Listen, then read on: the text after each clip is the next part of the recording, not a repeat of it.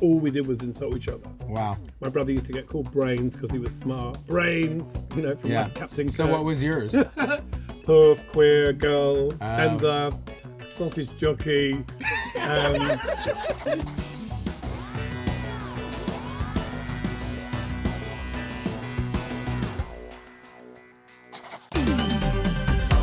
Meet Boy George, a British music icon whose influence spans generations, captivating audiences with his unique style and unapologetic individuality. As lead singer of the legendary 80s band Culture Club, he has sold over 50 million records worldwide. Today, George has invited me to hang with him at a recording studio in central London, on Cock Lane. Oh my I was God. expecting you to be in like full drag, like with a sort of headdress or something. I was expecting you to be full casual. Come in. You've been here Hello. before, though. I know. You've This been is here where- before. this is where I first met you've you. been here before, yeah. Hey. Hi, how are you? Welcome. Still living here now? No, I'm just visiting. Looking skinny. You look good. Hey, hiding it well. You You look look great. I like Really the good. hat. Thank you. I had a whole drama with this one. It was like, what colour hat? Green's, that's the Green. British color. Is it? I think so. Irish. Oh, yes, the Irish color. I'm gonna get canceled just right off the Get bat. done. Come in. So I went to see Madonna the other night. Oh, yeah? Yeah, she'll get cancelled first. This is Did Benny. You've met before, we yeah? we met Are before. We had a very long conversation about Mojo, remember? Yeah. Yeah, baby. When we're on tour, Yeah. he doesn't go on tour, but literally every conversation is either about food or sex. That's what you do. That's it. That's Yeah. the only two things we ever talk about. And literally, we start talking about something intellectual, and then suddenly it's like, why are we talking about sex again? Yeah. We're obsessed. Well, the studio's on Cock Lane. I thought that was kind of It is ironic. I have to say, it's hilarious getting into cabs and saying Cock Lane Cock and your Lane. boy George. Yeah, I'm sure. I'm sure it is. Like saying, take me to Cucumber House. It is very funny. Yeah. So what are we doing? So we're working on, I'm actually going to put out an album. I'm just about to release a book called Karma. No way. And so I decided, I've been doing the kind of audiobook for the last week. So it's Okay. been like really like long days. And by the way, you just got off tour, right? just got off Like tour, yeah. just a week or two ago, right? Or 2 The weeks thing ago? is though, I kind of like, Christine, my makeup girl, said to me when we were coming home, are you going to take some time off? And I goes, this is my time off. Yeah. This bit. Being on tour is my time off. Oh, Coming back the to tour is London, your time off. Time off is the tour. Yeah. Coming Oh. back to London, it's like, got to deal with shit. I got to deal with Yeah, yeah. personal stuff. Got to deal with this, that, and the other. You got to actually On message tour, people it's back. like heaven. It's like you just kind of go. I love Could you the be on tour? all the time, all year round? I could, yeah, because Yeah? I'm Cancer Moon, home in my heart, go anywhere. So That's I can right. kind of. That's going to be a theme, is the astrology thing throughout this whole thing. I know Well, you're somebody spent heavy a into lot it. of time on astrology, like Yes. a few thousand years ago. Yeah. Because I remember when I spoke to Brian Cox, we have this really cool scientist in the UK called Brian Yeah, Cox. of course. And he told me it was abomination. Because I asked him, I said, what do you think about star signs? And he just literally jumped down my throat. It was like, load of shit. I was like, really? I Yeah. said, it's impossible that it's a load of shit. Because 2 weeks ago, I said to my best friend, his 6-month-old baby was a Libra moon. I was like, 1000% it's a Libra moon. He goes, how do you know? Because look like it's looking at me with so much love. It loves me. I'm a Gemini. They love me. They know I'm going to take care of it. Looked online, did a bit of research. A Libra It was moon. a Libra moon. You guys That met weird at thing. an NA meeting? Yeah, we met at an NA Wow. meeting. Well, I'd say we didn't meet. I saw him and I knew him from the clubs. Okay. So I knew him quite well, and I know his brother runs a tattoo shop. So I knew the brother, I knew him, I knew the brother. And I was like, yeah, I know, he looks, I thought you were insane the first time I met you, I have to be honest. Yeah, I was like, he's weird. And then I think in the end, like it's a lot of my friendships, they start off with NA? hostility. No, hostility. No, most of my friendships started before NA. Some of them ended because of that. But it was weird because actually a lot of my friendships, I remember because I'm writing this book, so I was writing about this friend of mine called Walt, who I told to f off once outside a cafe because he came up to me and was like, 4 o'clock in the morning, I've been to a rave. Yeah. I was probably like off my nut on ecstasy, and I was like, f off. He was with his mum, and he was like, I'm a fan, and I was like, 4 o'clock in the morning, leave me alone. Oh. Anyway, we're best friends now. So Okay. like, we laughed about it. I was like, I actually still find it funny though. Yeah. Because I think, sometimes it's funny to just tell people to f off. If you Well, take the I right am way. In the morning. Yeah. Not 4 in the now. morning. Yeah. I wouldn't do it now, but then I was Well, like, what are you? f off. If you're at a meal, right? You're sitting down at a meal and you're talking with someone, you're engaged with them, and then someone just comes over and bothers Always you. friendly. Always friendly. Always, without question. What about selfies? Does that annoy you? All of it. Wow. I'll do it all. Yeah. That's good. Yeah, always. I used to be really uptight. And then about 15 years ago, I was like, get over it. It's so annoying because what you do is you add tension. So if you go into a restaurant, you're already tense. Hope no one's going to recognize me. Yeah. And it just builds and builds into this crescendo of tension. And then you actually, once you stop feeling like it, it's interesting how it just doesn't happen in the way it used to. At the end of the day, it's like people aren't that nasty. Yeah. Do you know what I mean? No, most people imagine you went up to your hero and they were like, off. Yeah, I'm sure that happens. It has happened. I've done it. You've done it. I've been that person. Yeah, Yeah. I've actually been that person. Wow. The music thing is it's always a fascinating conversation because the creative space is such a personal, volatile space. Yeah. I like collaborating, but it's quite hard to share that space with certain people because, Why? because I don't really want your opinion. And there it is, folks. It's the truth. Yep. It's like, unless it's better than mine, which it really is. The last big thing we wrote was the next thing is going to be amazing. Oh, fantastic. And that was the day after our mediation with John Mars.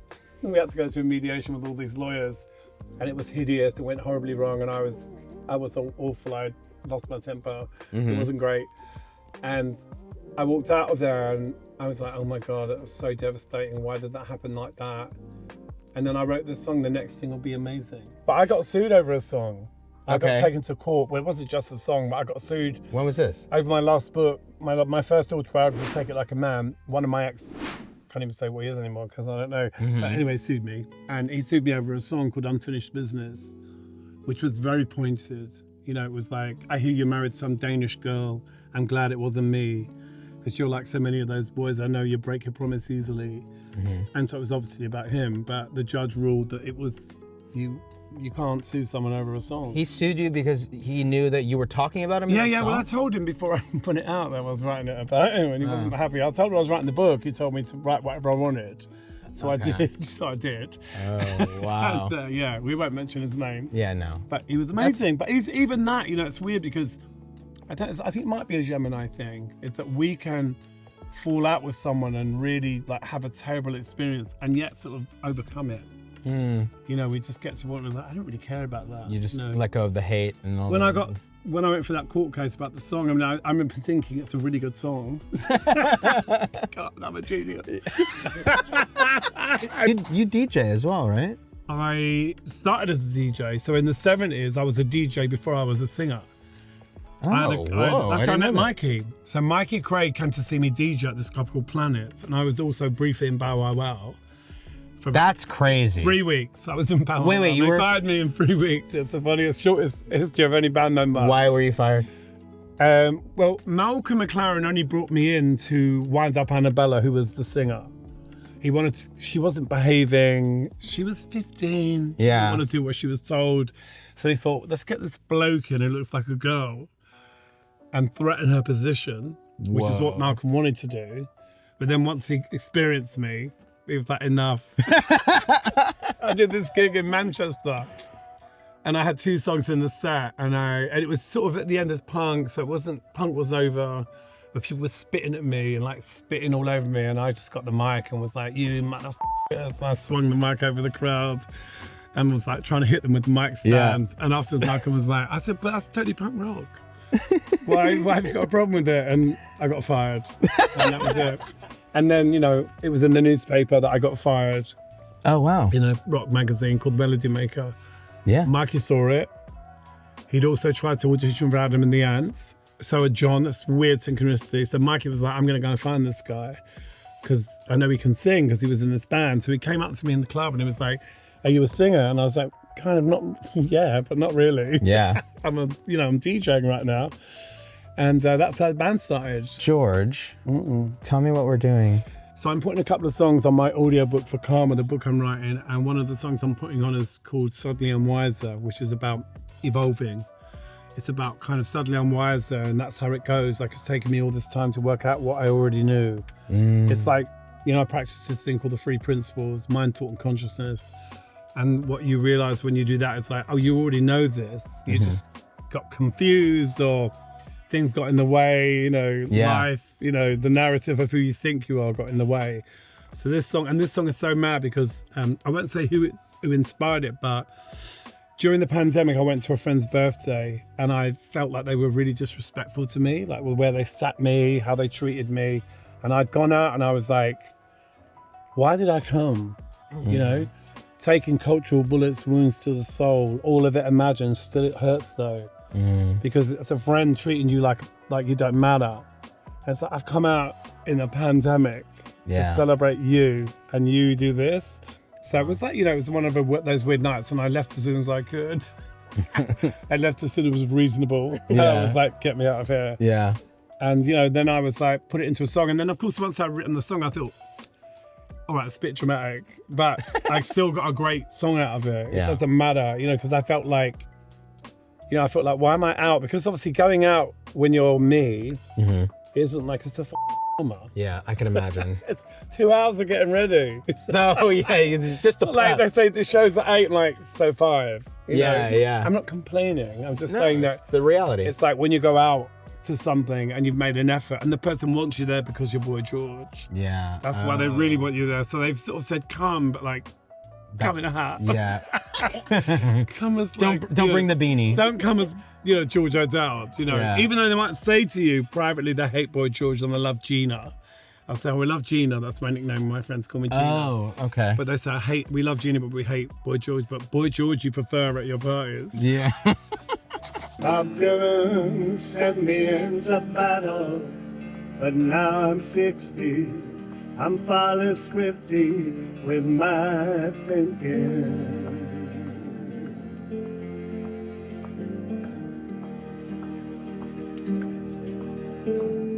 Suddenly I'm wiser, and that's just how it goes.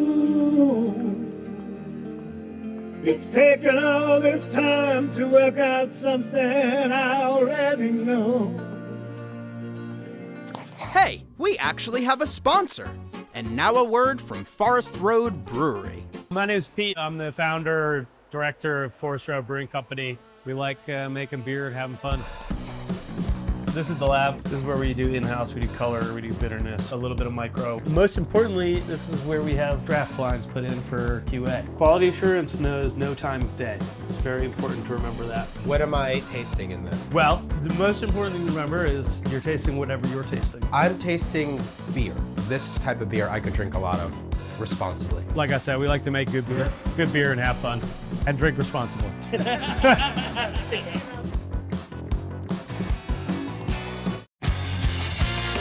George is a busy man, so rather than going to dinner, we let dinner come to us.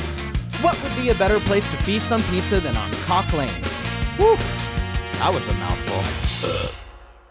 Let us turn our phones off. Yeah, sure. I almost messed up the phrase. All right, so of course, I get really there. Look, I've got a picture. No, that's not turning your phone off. No, turn it off when you tell me. Let us turn our phones off, Okay, I'll do it for you. please. Even though I'm a supermodel, I've got 10 phones. We should. Let's turn all the phones off. Christine. I think we need to be engaged, the two of us. And we got some pizza, right? I don't really eat pizza very often, so when I do, I always go for 5 cheese. Ooh. But I'll still get all the cheeses in one go. For today's pizza party, George is having a 5-cheese pizza. That's a bechamel sauce with mozzarella, gorgonzola, goat cheese, ricotta, and shaved parmesan. And for me, a spicy sausage and chili pizza. That's tomato sauce and mozzarella base with spicy salami, andouille, and fresh chilies. Hot damn. Also, you know, Joan Collins' rule, you never eat in public. So like, this is like really like, oh We're my private God. right now. This No, is no, private. but We're in a people are little. gonna see me eating. There's It's no one here. disgusting. There's My no one here. teeth. No one's here. No one cares. No one's judging you. Here. Something about carbs though. Oh, my favorite thing. Like, My favorite thing in the world. I wanted to ask you. You decided to write. This is your second book. Third book. Yeah. So I did one called Take It Like a Man, which is great. Then I did one called Straight, which is like the rantings of a lunatic. I was off my nut. I was crazy. It was in sort of like, I don't know when it was bad. So I would say to people, don't read that, read the Bible. So skip from like Take It Like a Man to Karma. I feel like you know, but if you want to read straight, it's like, it's definitely a struggle. It's Why is rambling. that? Were you in? I was crazy. I was messy, crazy. Was it the drug phase or? One of them. I mean, it's not like a straight map, No, you know. no. As you know, with addiction, it's in and out, and you're always in and out of it. So, you know, then it was messy, but then this new book is like, it's kind of me with an opinion still. I mean, I've dissed a few people in the book. I'm fascinated that your hero is David Bowie, right? It's like your number one influence. Yeah. And then you get to go and share multiple dinners with him? Like, No, one big dinner in 2005. okay, so take me there. I get a phone call. I had his number in New York, so we used to speak sometimes, you know. And I was actually trying to get him to let me photograph Just call him. you up? You can No, call him I'd up? call him. Okay. Listen, all the years I knew him, I was always writing the longer emails. Okay. I always felt like it was a little bit of a one-sided love affair. I'd get a lot of sort of love on you know, Barry Bowie used to say love on you, but I would write more than I needed to. And then I stopped a little bit. I was like, okay, maybe I'm going over the top. We spoke a few times on the phone, but then I got a call one day from his office saying, would you like to have dinner with David? He's in New York. He knows you're here. So I rang my friend Michael Cavadiers, who's an actor. I said, what are you doing? And he's like, nothing. I said, having dinner with Bowie, and he screamed like the entire house down. Oh my God. Put the phone down, and I rang back and I was like, don't dress up weird. He goes, thank God you called back. I was just about to dress up as Ziggy Stardust. Oh my God. He wasn't. Yeah, He yeah. was like, That would have been messed really? up. Yeah. Get over it, you know. And he was much cooler than I was, even though he was probably equally screaming inside. Oh man. I remember it. Yeah. It was really famous. It's still there, Okay. near his house. And it was him, Iman, me, Michael Cavadiers, and Eddie Slimane from Vogue. And yeah, it was beautiful. And there was a funny moment in the night we were sitting having dinner, and this kid came over and he goes, oh my God, he goes, I can't believe you two are here together. Will you come and sing happy birthday to my girlfriend? Oh my I was about to get up. People are I was insane. about to get up. And David was like, I didn't think that would be appropriate. And I sort of slid back into my seat and thought, oh my God, I can't believe I was about to go and sing happy birthday to some random girl. So he People was are like- nuts. People are nuts. But I love that about people, that they would just dare to come up and do that. And actually, so what? I guess. It's just Bowie and me. Two old 80s icons. Just Bowie floating and around me. the moon. Yeah. Oh my God. So what did you talk about? I mean, do you remember Oh, what you talked everything. about? Like Russian movies. And luckily I'd watched one about 2 weeks before I met him. Not one he would watch, but I'd watched this really mad Russian movie, kind of quite pervy movie. And I was like telling him about it. And it's like, oh, it sounds fascinating. Talked about everything, you know. Was he everything you had Yeah, hoped for? it was lovely. I mean, you know, I would love to be able to do it now with the consciousness that I have now. Yeah. Oh, but I was present for that. I feel like when he died, it really like hit me harder than I would have expected. And it lasted years. So to my friend, there's a filmmaker called Bailey Walsh. I said, it's like someone in my family died. Yeah. And he was like, it has. That's Yeah. the truth. He said, it is. It's exactly what it is. Shocking. He was like, it is our family. And it really hit me. I was like, he's right. Yeah. This is like the person that I grew up on, that, you know, freed me from suburbia, freed me from, you know, like thinking I was the only person in the world like me. And the ironic thing about him is he wasn't even gay. So it just goes to show, Yeah. you know, doesn't matter what someone is. It's like, if they tap into the sort of otherness of the universe, they can take you on a journey. And that's what he did. Absolutely. And I think he knew that the fun was on the dark side. Yeah. He knew where to come and find the fun. It was like, I know where it is. Yeah. It's over there where people are miming and wearing dresses. And, you know, that's what artists do. Yeah.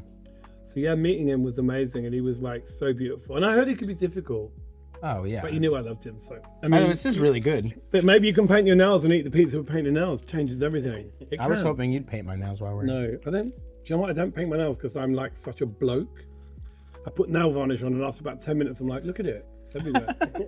Like, I can't keep things on because I work, you know? I'm not- I was always curious with your look. Everyone, what's amazing actually is that if you were to go to an 80s theme party, you're gonna have about 5 Boy Georges there. I never get it right. But fine. But you're. Okay, well, that's like the high street version of me. But it's the high street. It's not quite right. How did was that fully realized, or did it like have steps, or when did that look come together? my look was totally influenced by Ari Up from the Slits, Okay. my favourite band. That was where it started.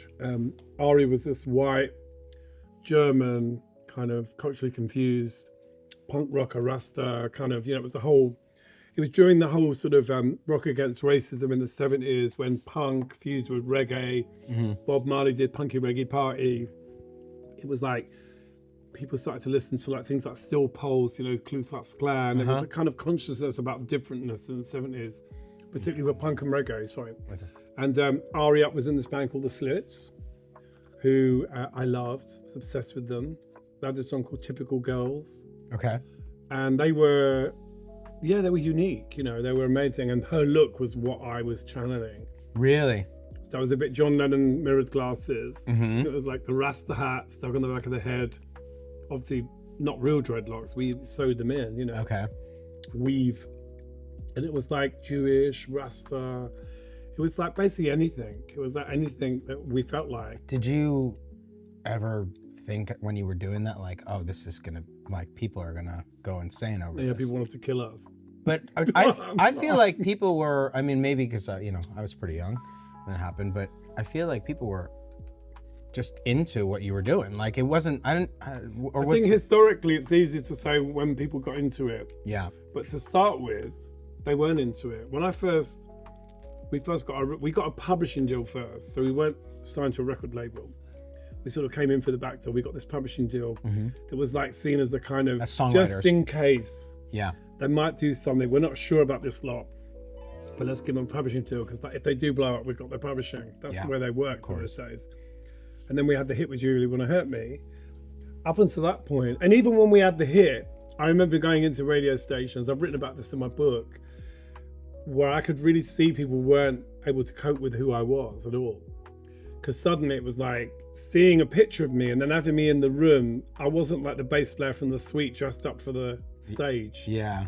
I was full on the real thing, and people were like, oh my, this is real. Yeah. So it was unnerving for people. They were like, what the 'cause it wasn't like, in the 70s, there's a lot of guys that put on makeup and wore platform shoes and satin jackets because it was like what the gig required. Yeah. But what was different about what you were? We were living it. We weren't doing it for the stage. We were doing it all the time. That's how you just we looked. were the stage. Yeah. We were like, what do you mean? It's like, oh, we dress like this all the time. Yeah. So when people thought you were dressed up to come and see them, it was like, oh no, I wasn't dressed up to come and see you. I was like, it was like, you know That's what how I mean? you just walk It wasn't around. a like end of the show where we took it off. I mean, Yeah. that came later when I got sick of it. But Of course. when I was like 19 or 20, I was like, yeah, this is what I do. I mean, could you even at that time be out in public without being Yeah, recognized? I mean, and also I was a lot more paranoid about the way I looked, and Really? if somebody came out and tried to take my photograph without makeup on, I'd be like really freaked out. Now I could give a shit. And then I was such an idiot. I was like, why did I waste all that time getting worried about it? Yeah. And people wanted to see what it looked like without it. So all my friends That were was like a big sending thing. pictures of me. Oh like my dodgy God. pictures of me from the squat.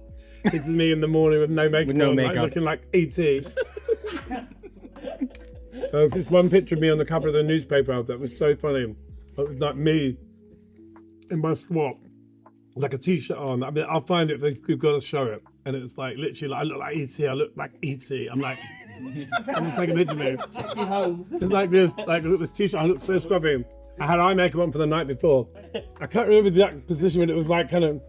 I was like, obviously didn't want to be photographed, so I had that kind of shock and alarm of like taking my picture. But it's too late. It's done. Oh God. That was on the front of the newspaper, and it was kind of like, look at it, like what a freak. Oh my God. I was so desperate to get me, because they used to post pictures of Joan Collins on her doorstep getting her milk, and I love that. Like, look at her, That's very here though, isn't it? In England. British. I mean, now it's everywhere. But I feel like you guys really started the tabloid thing, didn't you? And that. Yeah, and also, I mean, if you read what people used to write about me, it was outrageous. That's insane. What is it? Is it a bird? Is it a plane? That's Boy George. Puff with muscles, Puff with muscles. Puff with muscles. But I used to kind of use that a lot of language myself. So, Just to own it. because I grew up with it. No, I grew up with it. Oh. All my brothers used to call me names. So like, we all had names for each other. You know, our whole family was like, people would insult, all we did was insult each other. Wow. My brother used to get called Brains because he was smart. Brains, you know, from like Captain So Kirk. what was yours? Puff, queer, girl, and sausage jockey, Sausage Hershey jockey. Highway. I mean, it went on and on, you know, just everything you can think of. Bender, girl, all that stuff. What about the idea that people were like obsessed with your sexuality too? Did that like upset you? No, it was like, I was out from 15. So like my family knew I was gay. It wasn't like a secret. Yeah. But I think there's a big difference between like telling your friends and telling the entire world. Plus, also, I'd grown up with Bowie and Mick Jagger and Lou Reed. And it was like, why do I have to tell you what I am? Yeah. Why do you care? What do you want? You know, what do you want? Do you want something? But people do. I mean... Yeah, but part of me, I wish I'd played around with it more and was less... I wish I was more in charge of the way I dealt with it rather than being sort of a victim to it. There's that great interview with Lou Reed where they say, are you a trans actor or a homosexual? And he goes, sometimes. And I should have said that. You know, I think people like Kurt Cobain, they're just like, F off. You know, you don't have to be gay to be cool with gayness. You know, you don't have to be straight. It doesn't matter. It's like, cool people are cool people. You know, and cool people aren't uptight. And rock and roll isn't a place for uptight people. No, absolutely It's the not. weirdest thing when you see someone who's uptight in rock and roll, you go, oh my God. If you look at history, there's always got to be someone you have to hate. There's always got to be someone. It used to be gay people, now or it was black people, or it was Jewish people, whatever. It swaps around. But for the last few years, it's been trans, because it's a new word that people don't, they're not used to it.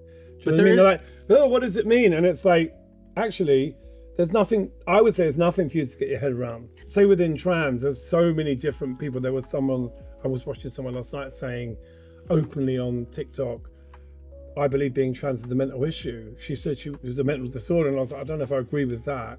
I don't think there's one reason why somebody wants to do it. It's just, when you're gay, right? You know you're gay when you're 6 years old sometimes, and everybody else knows. Everyone else knows but you.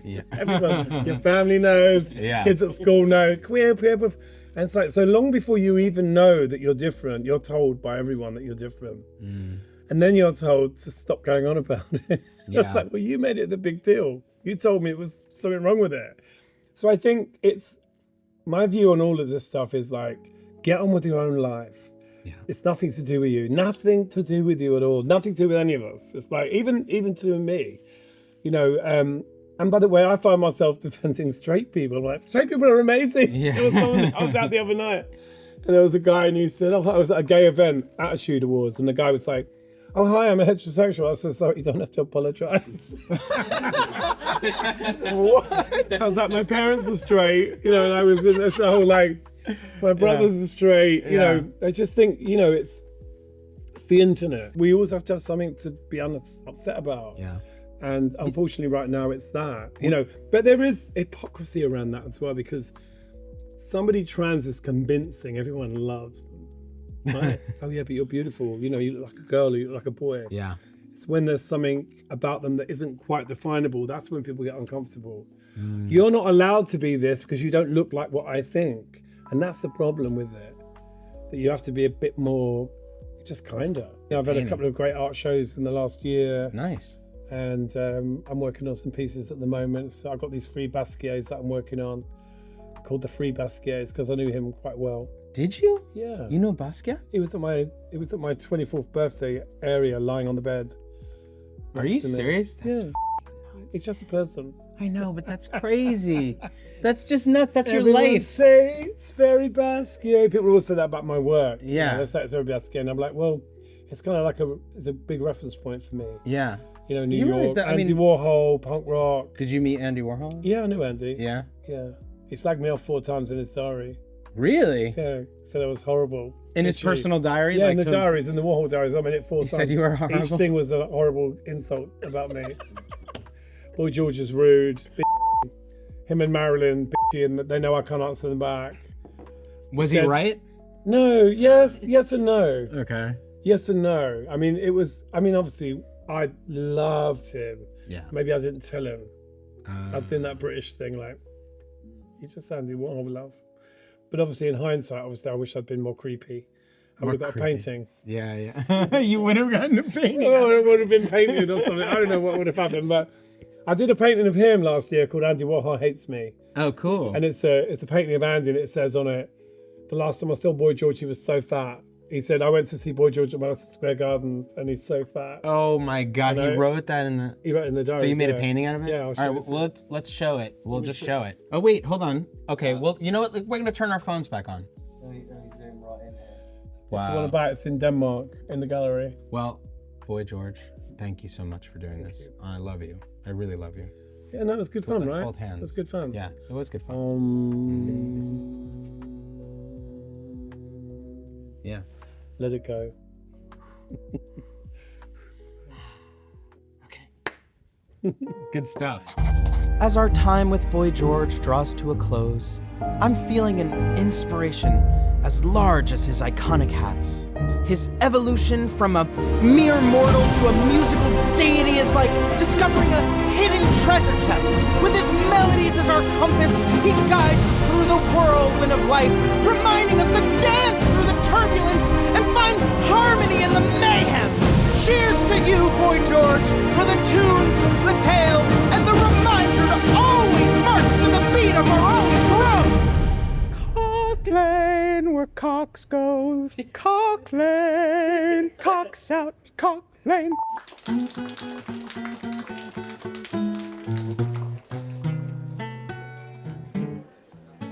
Oh, hello there. Legendary blues player Duty Brown here.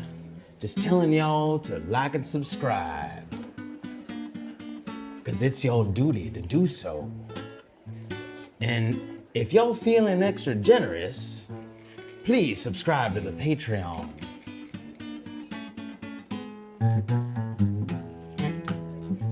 Oh, and don't forget to comment below who you want to see on the show with Beau.